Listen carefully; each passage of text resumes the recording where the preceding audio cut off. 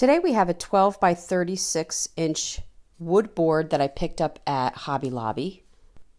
And I'm going to start by painting it with our Wise Owl white primer. I'm going to be using a foam roller, but I'm first going to start with a Gen foam brush because it does have a separation in the center of this board. It's almost two panels that were put together. Now I'm not worrying about full coverage. I just want to make sure that I get this primer on there and I'm not going to have any issues with the knots down the road.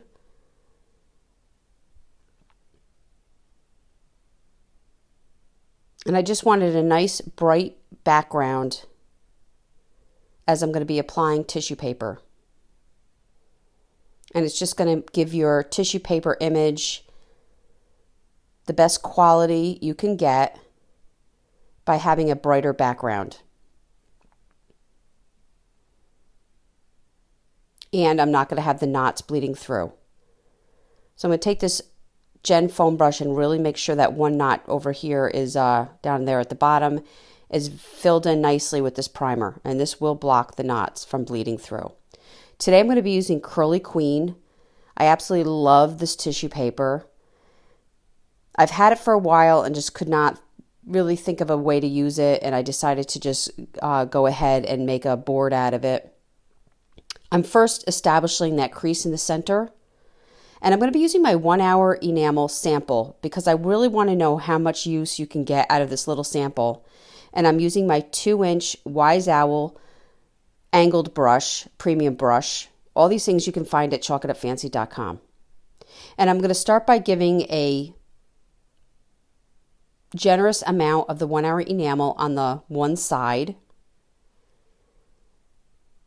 I'm going to establish my crease in the center and then lay the paper down. You're going to want saran wrap. You're going to lay that on top of your tissue paper, and you're going to use the brayer. Now, in this step, you don't want to leave the tissue paper too long. This is, you don't want to go crazy, but you want to do this as quickly as you can, as you don't want your saran wrap to start setting in the tissue paper. You have more time than you think, but no, you don't want to lay it down, go answer the phone. You just want to put it down, get your wrinkles out, and move on as quickly as possible.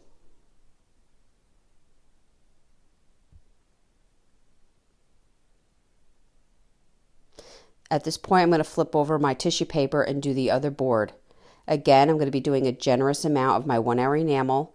I'm going to make sure that I go right down that edge of that tissue paper now so I don't have a bubble in the center. I want to make sure I get that glue all the way across.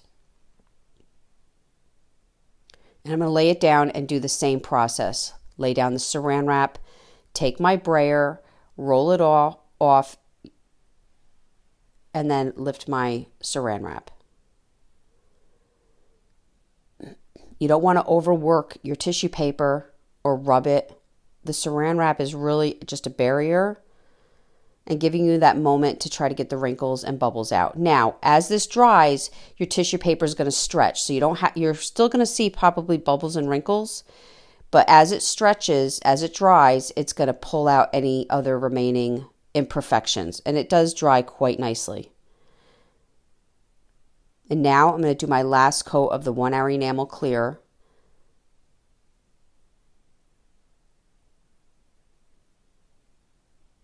And then allow it to dry. Now after this project, I had a half of the 1 hour enamel sample left over. So in the end, you could put another coat on, or you could actually use it for another project. Just make sure your rim is nice and clean because this stuff is very durable and that lid will not come off if there's any remaining on that lid. This is now dry, and I'm going to take a razor blade and cut off the excess tissue paper. The top panels, I'm going to go ahead and add some black.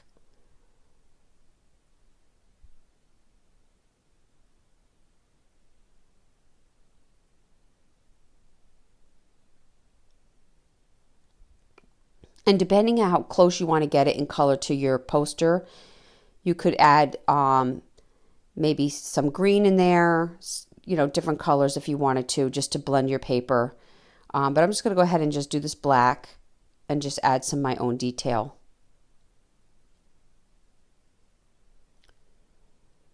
Now we're going to be using this large wall stencil. I can't remember the name of it, and I don't sell it anymore, but you can get any large stencil. These are wall stencils, and they're called 3D stencils, and I'm going to be using joint compound. Now I lost the part of my video where I actually did it on my board, so I flipped it over, painted it black so I can show you how I did the bottom detail. This is just in that black portion that I painted. I laid this down. I took my joint compound, any brand will do, and a spackle knife, and I just went across the bottom. I wasn't looking for perfection, as this stencil in itself is distressed. So I didn't worry about a straight edge or anything like that. And then you just lift it up and allow it to dry. And this is what I put on the bottom portion of my board and the top portion, as you can see here.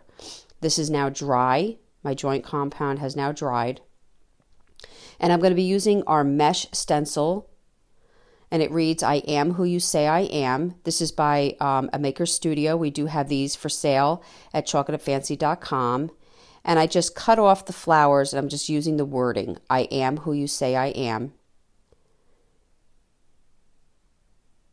And you could do this in any color. We have a few colors to choose from. I decided to leave it subtle, and I went with the Well I Declare, which is her white. And this is going to be gel ink that I'm going to be using. You want to make sure you tape off your area where you're going to have the gel ink so it doesn't go into your project. And this is the ink, and you need just a very, very little bit. These little tubes go a very long way. And I'm using our rubber applicator. You can find this at chocolatefancy.com. That's from Redesigned by Prima.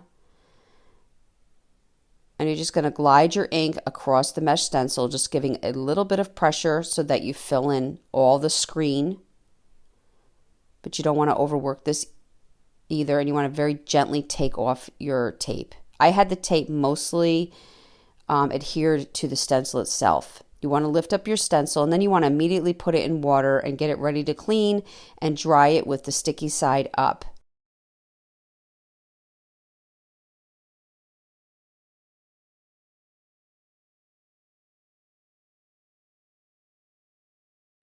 I'm just taking some goldenrod on my finger and rubbing it across my joint compound that dried. I'm just using my finger. I don't want anything to be perfect. And I do have the 2-ounce goldenrods. We sell our 2-ounce paints in a pack of 6. You can also find that at chocolatefancy.com. So you can try the different colors. And then I'm just taking one of these little feather brushes and just using a little bit of black. I really hope you enjoyed this video. For other tutorials, go check us out on YouTube. You can now watch all our videos at chocolatefancy.com. For any paint products, tissue paper, transfer, or mesh stencils, chocolatefancy.com. Thank you so much for watching, and have a great day.